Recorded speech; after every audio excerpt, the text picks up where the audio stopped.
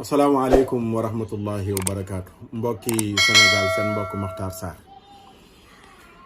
tey ci alxames ji laa soog di jot plainte bu Wally Seck gannaaw boo xamee ne annoncé woon na ko fan yële ñaari fan yëpp mbokk yi bari ñu ngi may woo di ma wax ne dégg nañ ne Wally Seck def la plainte waaye jotaguma ci woon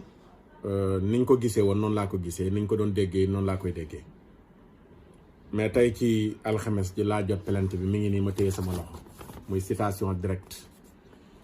nga xam ne ni man la ci cité ak Jupiter Diagne bi nga xam ne moo jiite DTV ak groupe Excaf woonu ci tribunal ci kanamu procureur le 11 août incha allahu taala ma leen di wax nag ne jot naa ci ak xol bu sedd guy ni ma ko bindee sama page Facebook ak kontaan lool waaw ak kontaan lool bi ma jotee plainte ak citation directe ci lan laa ko jotee ci waaru diine ci lan laa ko jotee ci dénoncer lu bon ci lan laa ko jotee ci bañ ñu promouvoir ak ngóor jigéen ci Sénégal bañ ñu promouvoir ak ngóor jigéen ci Sénégal en tant que Makhtar Sarr nag mi nga xam ne coordonnateur bu ànd sàmm jikko yi man maay vice coordonnateur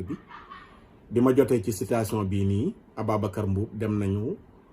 gisee woote réunion bu jàmp ba ànd sàmm jikko yi dajee nañu waxtaan nañu lañ ca jël ci dogal incha allahu taala coordonnateur dana ci ñëw ak taxawaay yi ñu ci war a amal waaye ma leen di wax rek di leen fàttali ne leen maa ngi conscience bu tranquille yëgu ma ne sax ku tudd Wally Seck mi ngi dund tey laa soog di xam ne Ibrahima Wally Seck la tudd bi ma gisee citation bi ñu bind ci turam may wax la mu waxoon dafa waxoon bi muy def vidéo bi ne bu ko kenn ñaan njekk ci pour mu dellu ginnaaw ci li mu nar man it maa ngi waxaat lu ni mel ne ñaanloowuma kenn njekk sama digganteeg Wally Seck Wally Seck moo porté plainte Makhtar Sarr ñu war a dem ci yoon na doom neex ndeyam na doom neex ndeyam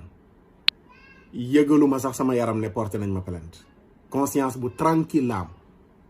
man li may wax làmbatuwuma ko waxuma waxu mbedd waxuma waxu kuy foraatu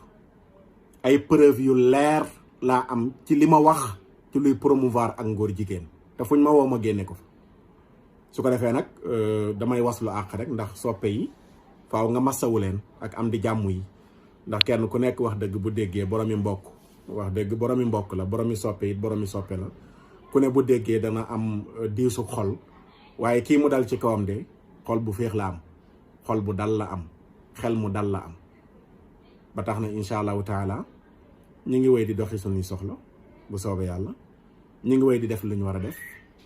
li ñu war a def bokk na ci danañu jël ñu ni tamit suñuy avocat ndax fi ñu woo moo ko laaj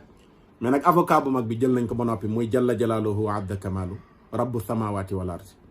rabbu samawati wal ardi kooku lañ def muy nekk suñ premier avocat te jël nañ ko ba noppi in tansurullaha yansurkum ñun loolu la ñu gëm dañoo gëm ne li nu nekk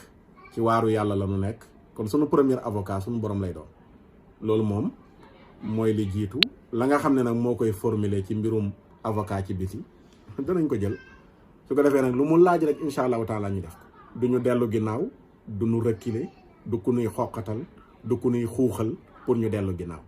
dañu yor benn agenda boo xam ne dañ koy dérouler mooy dañoo bëgg Sénégal zéro góor jigéen bañ fee taxawal loolu lañ bëgg vers criminaliser ngóor jigéen ci la ñu nekk Wally Seck ku ndaw la ci biir li ñu tax a jóg taxuñoo jóg sax dañoo wër mbooleem réew mi lañ wër dem ci mbooleem xalif généraux yi ñu jox ñu seen kàddu jox ñu seen baat tey li may dénoncé di bañ ñu promouvoir ngóor jigéen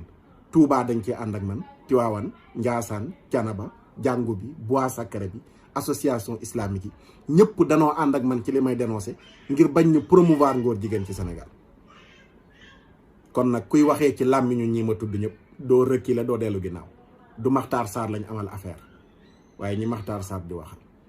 te loolu incha allahu taala dana feeñ balaa yàgg jërë ngeen jëf ñu ngi jéggalu bu baax a baax kàddu yi wasalaam